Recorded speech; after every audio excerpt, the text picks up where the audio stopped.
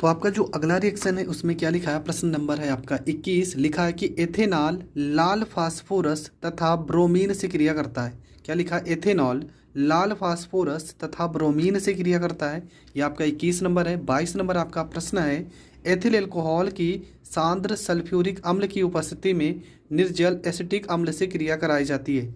क्या लिखा है, एथिल एल्कोहल की सांद्र सल्फ्यूरिक अम्ल की उपस्थिति में निर्जल एसिटिक अम्ल से क्रिया कराई जाती है।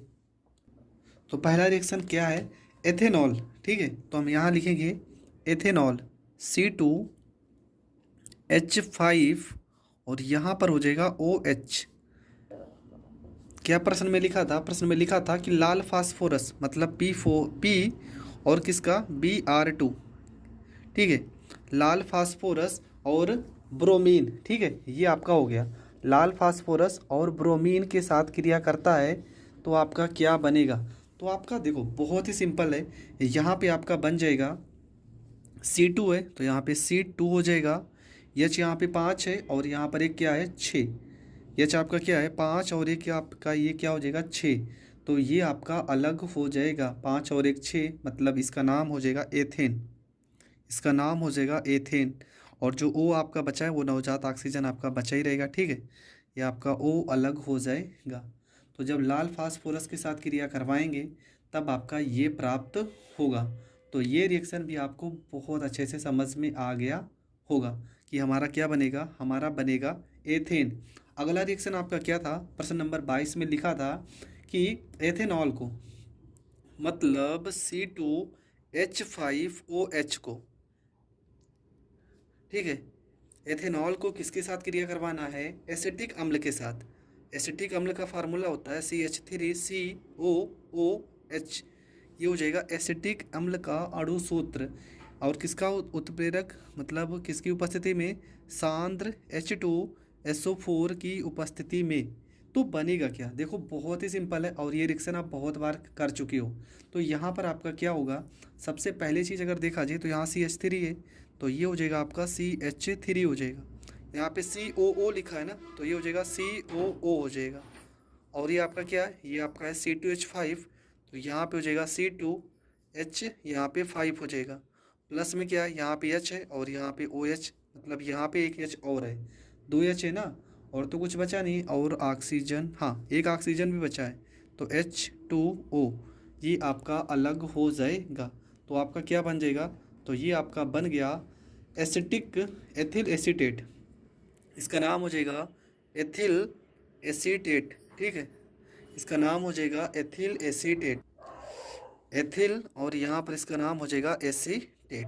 और एथिल एसीटेट को हम एक नाम और भी कहते हैं, इसको आप एस्टर भी पढ़ सकते हो। तो एथिल एसीटेट को हम एस्टर भी कहते हैं। अगला आपका रिएक्शन जो है वो आपका क्या रिएक्शन है, तो चलो पहले पढ़ लेते हैं प्रश्न को।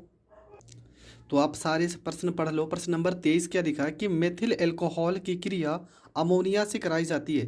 ठीक है, प्रश्न आप जरूर लिख लेना क्योंकि मैं डायरेक्ट अब रिएक्शन को बताऊंगा। अगला प्रश्न है कि एथिल एल्कोहल को लाल फास्फोरस और HI के साथ गर्म किया जाता है। ठीक है, तो दो प्रश्न है, पहला है मेथिल एल्कोहल की क्रिया अमोनिया से कराई जाती है और दूसरा आपका प्रश्न है 24 नंबर प्रश्न की एथिल एल्कोहल को लाल फास्फोरस और HI के साथ गर्म किया जाता है। तो चलो इन दोनों रिएक्शन को समझते हैं। तो सबसे पहले 23 नंबर प्रश्न आपका क्या था कि एथिल एल्कोहल को अमोनिया के साथ, सॉरी मेथिल एल्कोहल को, तो यहाँ पर हो जाएगा CH3 और ये OH, ये हो गया मेथिल एल्कोहल का। ठीक है, मेथिल एल्कोहल का अणु सूत्र किसके साथ क्रिया करवानी है, NH3 के साथ, मतलब अमोनिया के साथ। और जब भी अमोनिया के साथ हम रिएक्शन कराएंगे तो अब इसको इस तरह से लिख लेते हैं NH2 और यहाँ पे H। ठीक है, इसको हम इस तरह से लिख सकते हैं, यहाँ पे आपको कन्फ्यूज़न नहीं होना चाहिए। तो बनता क्या है, देखो यहाँ पे CH3 के साथ NH2 लग जाएगा, ये हो जाएगा CH3 और यहाँ पर हो जाएगा NH और यहाँ पे हो जाएगा 2, प्लस में क्या बचा OH के साथ H, तो ये हो जाएगा आपका H2O। CH3 को हम पढ़ते हैं मेथिल, CH3 को हम पढ़ेंगे मेथिल और NH2 को पढ़ेंगे एमीन और इसका नाम हो जाएगा मेथिल एमीन। तो ये आपका हो गया प्रश्न नंबर 24 क्लियर हो गया। इसके बाद प्रश्न नंबर 24 क्या है, ये तो 23 था। 24 नंबर प्रश्न में आपने क्या पढ़ा, आपने पढ़ा था कि एथिल एल्कोहल को HI के साथ, ठीक है, एथिल एल्कोहल को C2H5OH को HI के साथ क्रिया करवाना है, HI के साथ।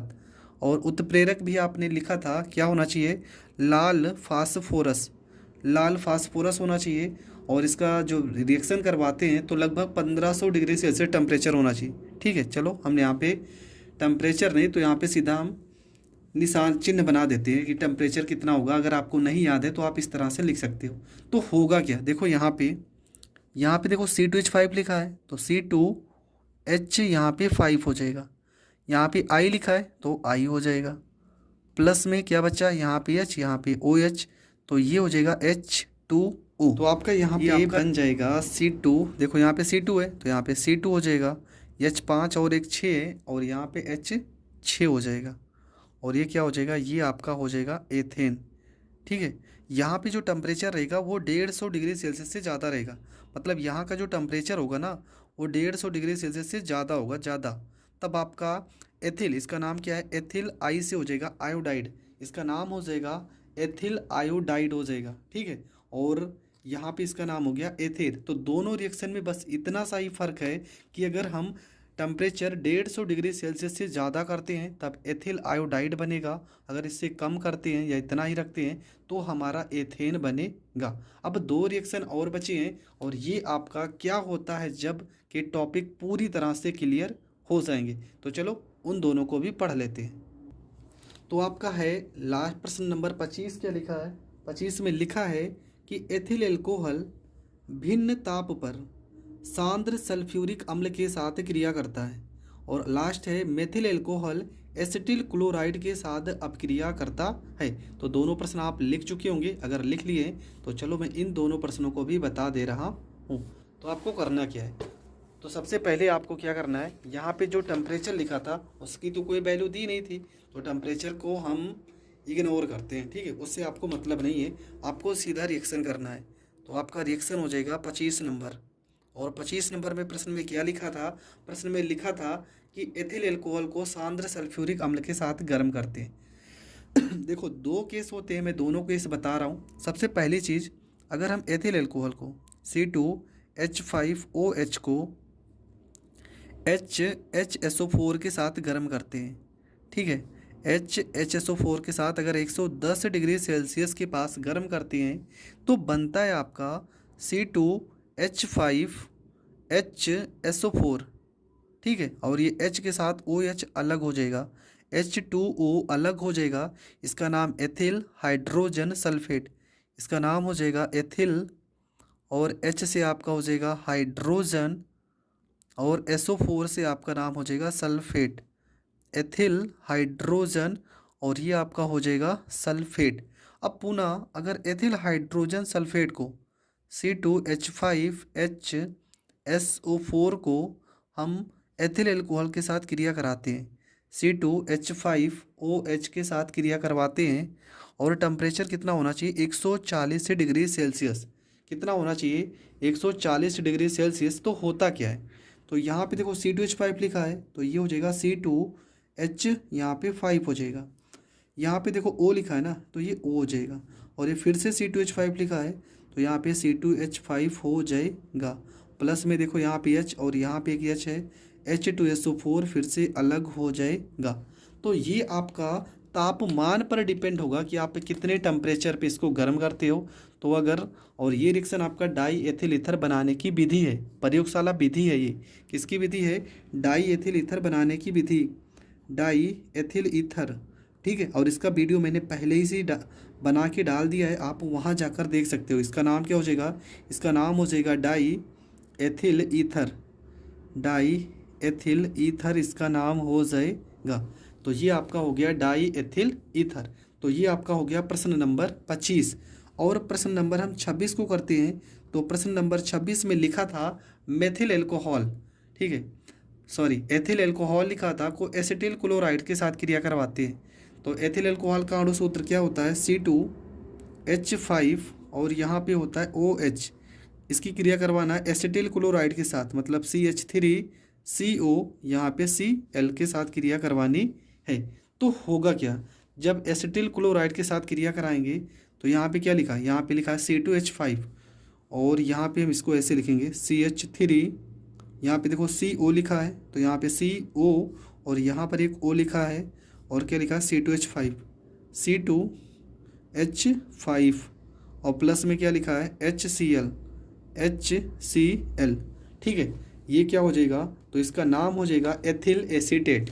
इसका नाम क्या होगा, C2H5 को हम पढ़ेंगे एथिल, C2H5 को हम पढ़ेंगे एथिल, और CH3COO को पढ़ेंगे एसीटेट।